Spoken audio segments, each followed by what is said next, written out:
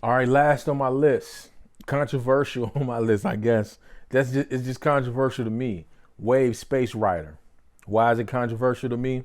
Because I'm a hater when these plugins like they do multiple things come out.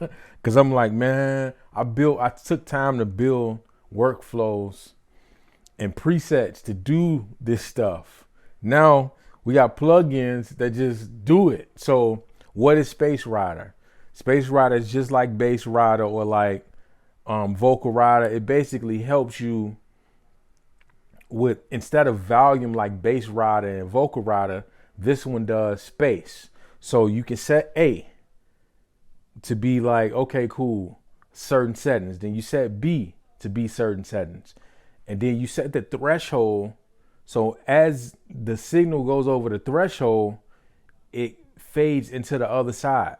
I'm like, man, I've been doing that stuff. Like, so basically, the way I look at it, and I've explained it to others, is the louder the vocalist gets. So basically, the part of the song where everything gets big, you're gonna be able to add space to those vocals without having to automate 4 plugins. You're just automating one. And technically, you could just ride. Any type of threshold. It's 2024, man. You can't just set something threshold and think it's gonna work throughout a whole song. So you got to write some automation on that threshold. So since we got to do stuff like that anyway, we got a plugin that we can, okay, this is what I wanted to sound like at its maximum on B. And this is what I wanted to sound like on at least the minimum on A. Then we just ride that threshold fader. We just use automation to do it. I used it the other day. When I first saw the demos, I'm like, man, this is some bull. But then I used it. I'm like, okay, this is going to save me like at least 30 minutes per mix. Easy, probably more than that. So if you think about that, 30 minutes per mix. So when you get into the stages of first when you're recording, then you get into editing, then you get into EQ and compressing and all that. That next stage when you're trying to make things sound good, this is going to save 30, 40 minutes of that process for you. So that's why it's so cold. It's got a chorus, it's got a delay, and it's got a reverb on it. You can feed each into each other, which is dope, which is a cheat code. And I've been doing for a little while, and now they put it in a plug-in so everybody can just do it easy. But it takes a little routing in Pro Tools at least to do it. But now you got the plug-in, you can just do it. So, yeah, it's one of those things where I liken it to when Ableton Drum Bus first came out. I was hating on Drum Bus, man, because I'm like, bro, this is basically, who stole my Ableton template? They just went and found my template. Like this AI, they signing into people's computers, figuring stuff out, because I swear Drum Bus is exactly what I was doing on drums, pre-Drum Bus. All of the things it take to create Drum Bus, I was doing them. The only thing I wasn't doing, but yes, I was using Sasquatch, the Boss Digital, the one that was adding the tone, that the part that adds the tone to your kick.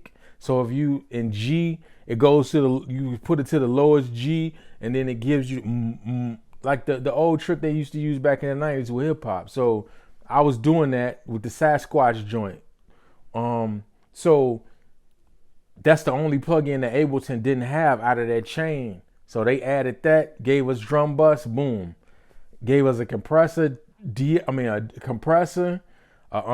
a bandpass filter, a drive, like a vintage drive type of thing in there, and transient, and then that thing where you can add the low tone for your kick. So I was salty when that came out. So I'm like, but now I use it on every mix, every beat, every time. Like everything I'm doing, I use Drum Bus. So it's like one of those things. That's what this Space Rider probably gonna be for me, man. I hated it when I first saw it, but like I said, I used it. Yeah, man, I could see myself using it, because it's mostly pushing like they want it to be pushed on vocals and stuff. But man, I could see it using it on all type of stuff, like your synth. It could be a synth lead that just play a little part at the beginning of the song, and then the end of the song, that little synth is going crazy. You can put the Space Rider on it. So I can see this being an indispensable tool, man. Bravo again, the Waves. They always create something that we think we don't need and then we can't live without. That's what this plugin seems like to me. It's going to be one of them things in like 6 months to a year. I'm going to have it on an aux inside of like my template set. because I can see myself using it every time, because just the nature of it, being able to write automation for that threshold, that's killer, man. Like, even just like certain parts of the song, you just have it going, push it into its maximum, then back it off and just bring it back to the minimum, especially on vocals. So yeah, the Wave Space Rider, man, it's like $50. I subscribe to the Waves thing, so they got me. So it doesn't matter. It's free for me. Like, it's an add-on. I wouldn't say it's free. It's an add-on. So if you got the Wave subscription, which I don't see why you don't have it, you should have it, because you're getting all these plugins for $25 a month. That's obviously if you can afford it, you know what I mean? But if you can't, you got to do what you got to do. Grab them free joints. Make it happen. Make it work.